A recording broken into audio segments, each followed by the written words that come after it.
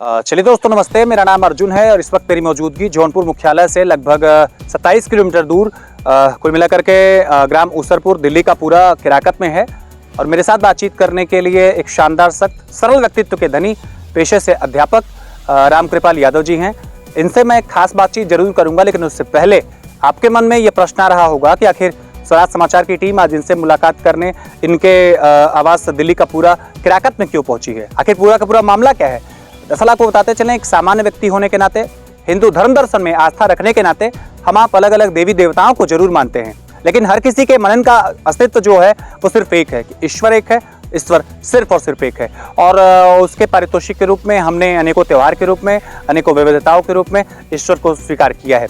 3 जो नवंबर आने वाली है, दिवाली के ठीक 2 दिन बाद 3 नवंबर के दिन आपके यहाँ इसी आवास पर एक शानदार मैं देख सकता हूँ कि भागवत महापुराण का साप्ताहिक कार्यक्रम शुरू होने वाला है। 3 तारीख से लेकर के पूरा का पूरा कार्यक्रम अगर मैं आपको बताऊं तो ये 9 नवंबर तक चलने वाला है। वास्तव में इस पूरे के पूरे कार्यक्रम का स्वरूप कैसा है, कौन आखिर यहाँ आने वाला है, वेदव्यास कौन है, कौन पीठाधीश्वर है, कौन बोलने वाला है, कौन कहने वाला है, कौन लोग सुनने वाले हैं, उसके बारे में डिटेल में बातचीत करेंगे हम यहाँ रामकृपाल यादव जी से।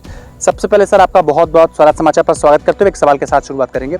ये पूरा का पूरा कार्यक्रम कैसा है, जरा उसके बारे में लिसनर्स को बताएं। पूरा का पूरा कार्यक्रम हमारा श्रीमद् भागवत कथा के को करवाने के उपलक्ष्य में है।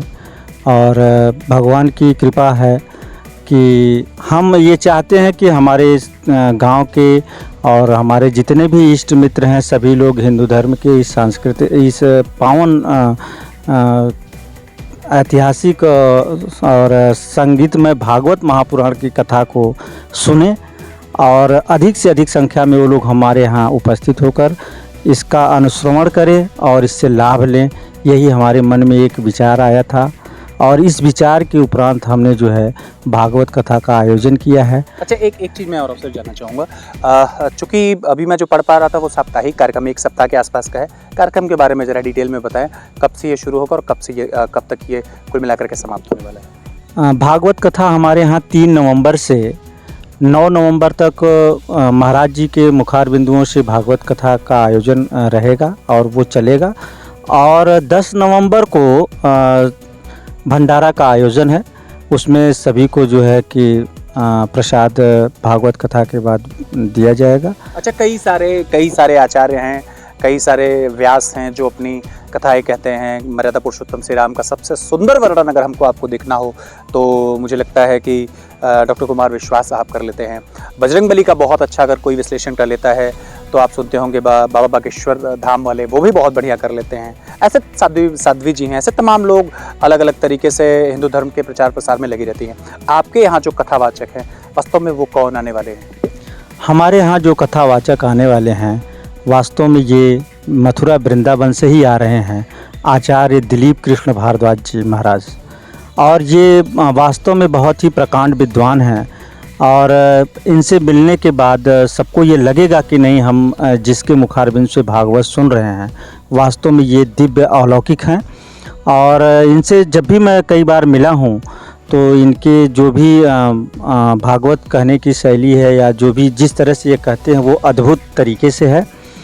और महाराज जी का ये है कि ये फेसबुक और व्हाट्सएप को थोड़ा सा कम यूज़ करते हैं, जिसके कारण थोड़ा सा जो है कि लोकप्रियता की कमी है। लेकिन निश्चित रूप से मैं आपको यह विश्वास दिलाता हूं कि जितने भी भक्तजन आएंगे महाराज जी की बातों को सुनेंगे, आचार्य दिलीप कृष्ण भारद्वाज के विचारों को जब सुनेंगे तो लगेगा कि नहीं, ये प्रकांड विद्वान वास्तव में हैं।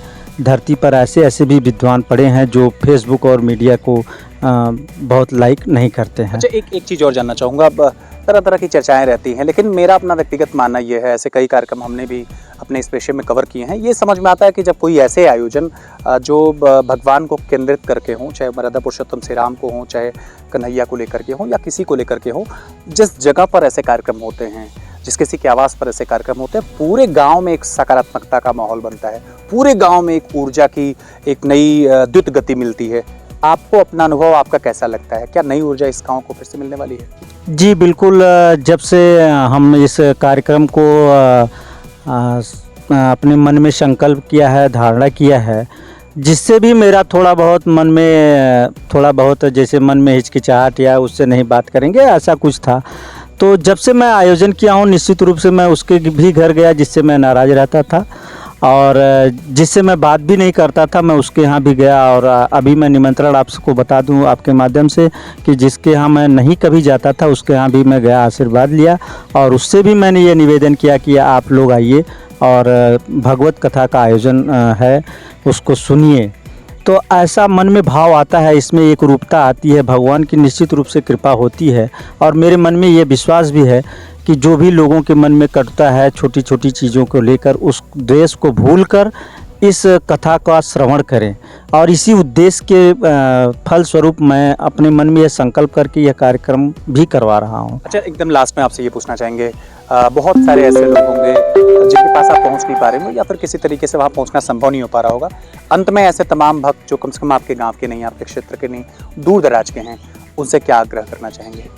मैं आपके माध्यम से, आपके चैनल के माध्यम से, स्वराज टीम के माध्यम से, मैं आपका चैनल जहाँ तक जा रहा है, मैं सभी समस्त भक्तजनों से विनम्र अनुरोध और विनती अनुग्रह कर रहा हूँ कि अगर वो लोग थोड़ा भी अगर मेरी आपके माध्यम से उनको आप के समाचार को वो सुन रहे हैं, तो मैं अगर निमंत्रण नहीं पहुंचा पाया हूं किसी कारणवश या मैं उनके पास नहीं पहुंच पाया हूं, तो मेरा उनसे विनती है, सादर वंदना मैं उनकी कर रहा हूं कि वो हमारे यहाँ आएँ और भगवान श्रीमद् भागवत कथा के महापुराण को महाराज जी के मुखार बिंदुओं से वो सुने। निश्चित रूप से ये पुण्यदायी अवसर है और इस हमारे संज्ञान में जो कि यहाँ करीब कई सौ वर्षों से कभी यहाँ हमारे गांव में किसी इस तरह का कोई आयोजन नहीं किया गया है। तो निश्चित रूप से आप लोग आइए और ये जो कटुता का माहौल है इससे दूर होगा।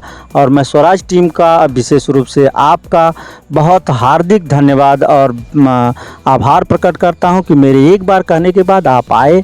और मैं आपसे यह विनती करूंगा कि अपने माध्यम से आप सभी लोगों को हमारा यह निमंत्रण पहुंचाने का कार्य करें। और मैं समस्त भक्तजनों से एक बार पुनः उनसे विनती कर रहा हूं, आग्रह कर रहा हूं, निवेदन कर रहा हूं कि निश्चित रूप से वो हमारे यहाँ जो भागवत पुराण है उसमें उपस्थित हों, जिससे हम उनके आने से हमारा हौसला बढ़े।